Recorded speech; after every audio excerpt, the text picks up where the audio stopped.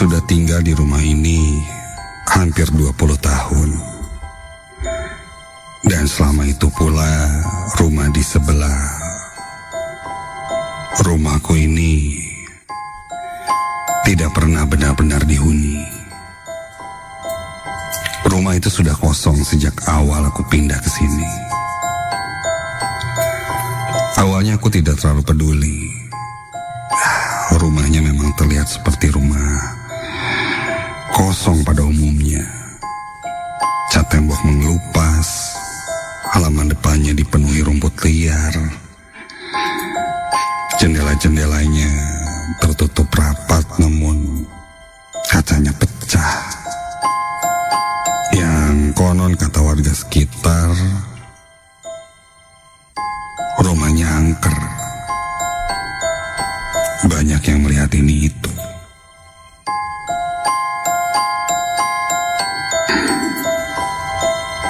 Dan terakhir ditinggali, orang yang tinggal di rumah itu pun rasanya tidak baik-baik saja. Ada kejadian yang terjadi katanya. Namun aku tidak terlalu jauh mencari tahu seperti apa. Karena rasanya tinggal di sebelah rumah kosong itu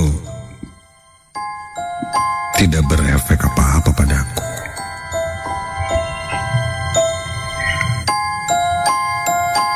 Sampai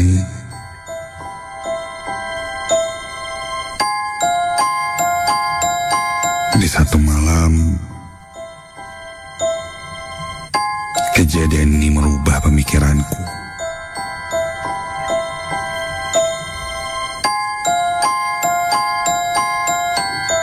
Aku mempunyai seorang anak perempuan. Umurnya kurang lebih 10 tahun. Dan itu anakku satu-satunya. Dia sudah punya kamar sendiri. Dan ya, hal yang wajar lah ketika di umur segitu mungkin dia mempunyai masalah. Beberapa waktu di atas jam 11 malam, ketika pintu kamarnya tertutup, aku selalu mendengar dia menangis.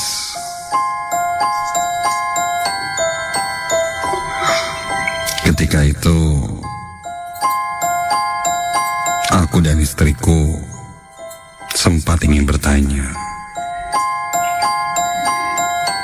Tapi istriku selalu menahanku. Dia bilang, ya sudahlah, biarkan saja. Mungkin ada hal-hal yang sedang ia rasakan.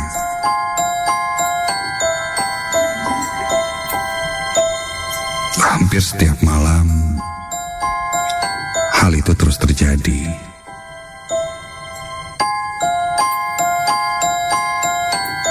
Ketika pagi harinya ditanya, anakku itu selalu menyangga. Dia bilang,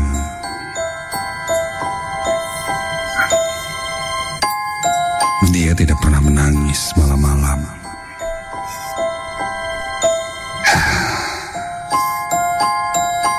Mungkin dia tidak mau mengakuinya. Ya sudahlah. Sampai di malam itu pun aku mendengar suara tangisan anak perempuanku itu. Kali ini rasanya aku akan mengeceknya langsung dan bertanya padanya. Meski tidak hampir setiap hari seperti itu, namun aku cukup khawatir jika ada hal yang terjadi. Belum lagi maraknya kasus pembulian dan lain-lain.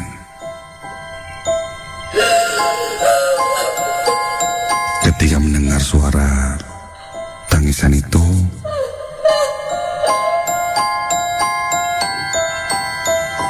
aku pun masuk ke kamar anakku ini. Dan ketika ku buka pintunya, lah, anak perempuanku itu sedang tertidur. Tertidur sangat pulas.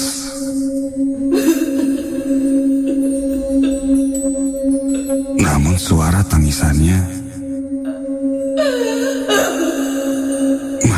masih terdengar. Dan ketika ku coba cari sumber suaranya, suara tangisannya berasal dari tembok sebelah kamar anakku itu.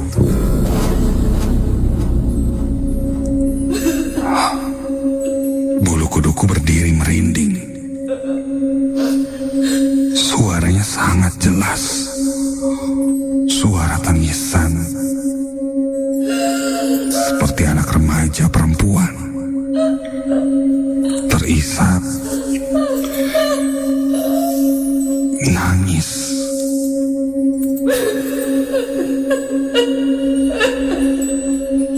Jangan-jangan selama ini yang ku dengar memang bukan suara tangisan anakku itu, tapi dari balik dinding sebelah kamar anakku yang dimana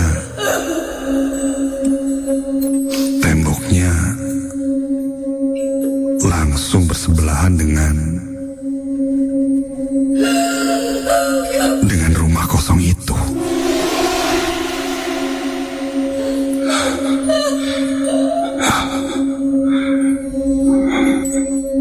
Mendengar itu, refleks aku keluar dari rumah, membawa senter dan langsung menyentari rumah kosong itu. Takutnya memang ada orang di dalam rumah itu. Meskipun tidak masuk, aku coba sentari rumah itu.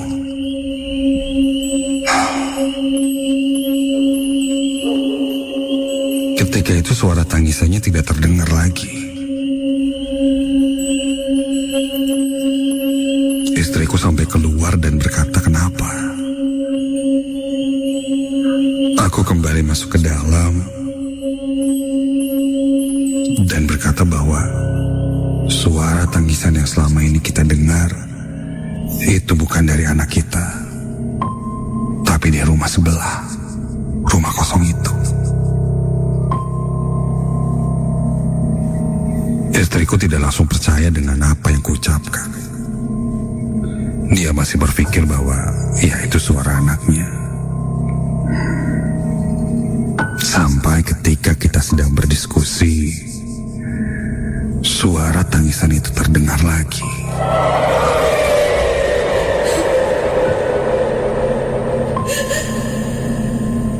Kami berdua mendengarnya. Dan ketika itu, posisi pintu kamar anakku sedang terbuka. Kami bisa melihat dia sedang tertidur dengan pulas dan suara tangisannya terdengar sangat jelas dari sebelah rumah. Tuh kan, apa aku bilang? Ini bukan dari kakak, tapi dari rumah sebelah. yang jelas-jelas kosong.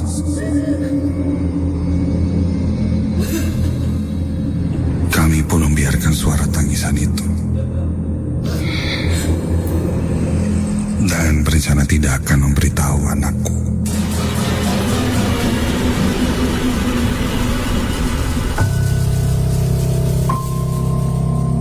Sampai keesokan harinya, kami coba beraktivitas seperti biasa. Sebelum berangkat ke kantor, aku coba melihat-lihat lagi ke arah rumah kosong di sebelahku itu.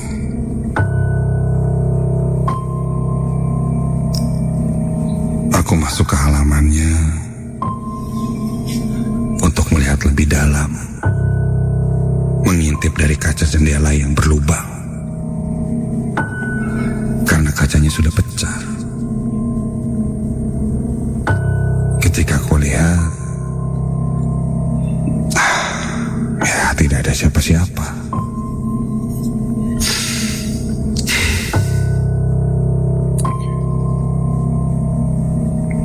Hari pun berlalu. Malam hari menjelang jam 11, aku masih terjaga. Sedangkan yang lainnya sudah tertidur. Dan suara itu muncul lagi. Suara tangisan. Kali ini aku tidak membuka kamar anakku itu. Aku keluar dan masuk ke halaman rumah kosong itu.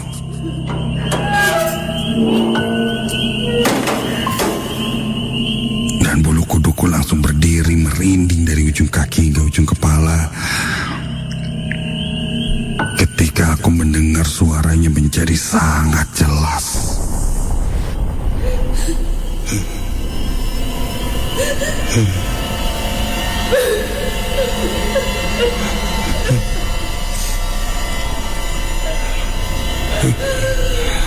Aku pun mengintip dari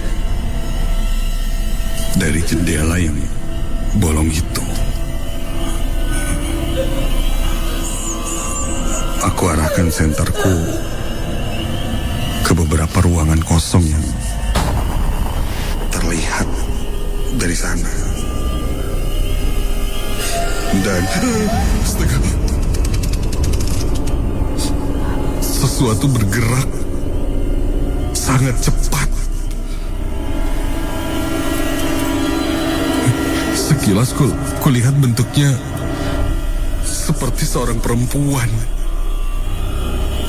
Namun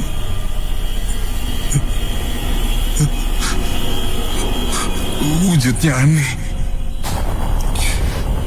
Jalannya terlihat seperti merangkak dengan lutut kaki di atas serta tangannya yang menyiku. Bergerak merangkak seperti anggota tubuhnya patah dan bergerak melesat sangat cepat.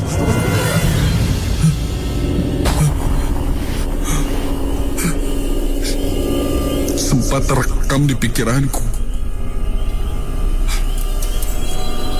Memakai pakaian serba putih dengan rambutnya hitam. Melihat itu, aku bergegas kembali masuk ke dalam rumah.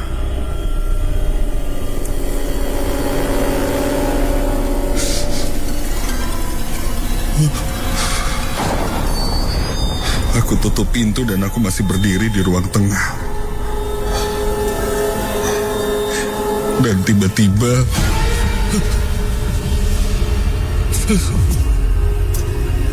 terdengar suara dari langit-langit rumahku itu. Suara seperti ada yang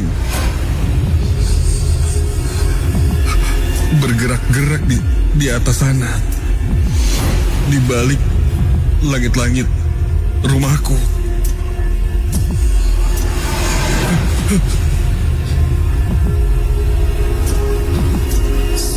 seperti sesuatu yang besar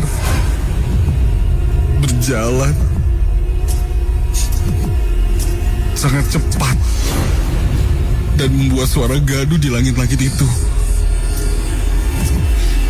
Pikiranku langsung ke sosok yang merangkak di rumah kosong itu.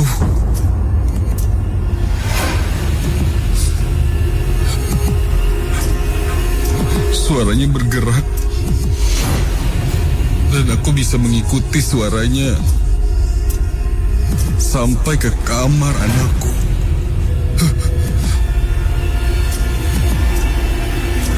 Dan berhenti di sana.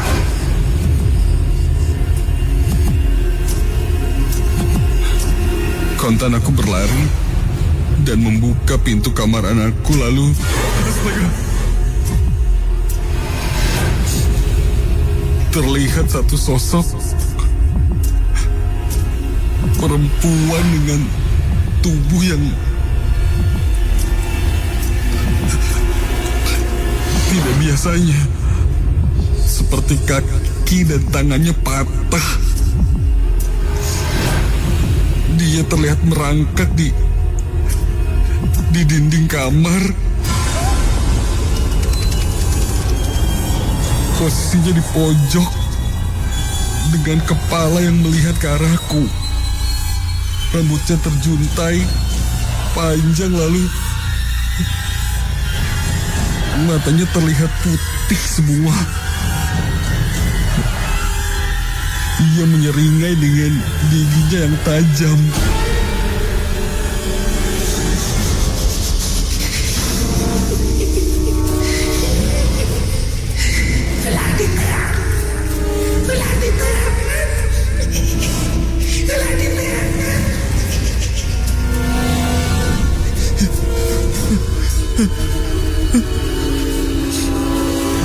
Dan tiba-tiba sosok itu pun menghilang menembus tembok sebelah rumah kosong itu.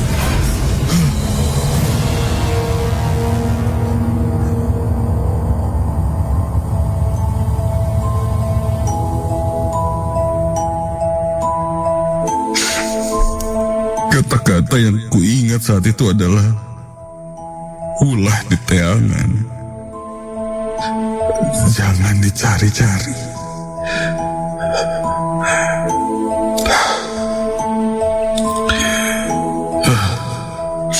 Dan malam itu pun berlalu. Setelah kejadian itu, beberapa hari kemudian, suara tangisan tidak lagi terdengar. Namun yang jelas, rumor tentang rumah itu angker memang benar adanya.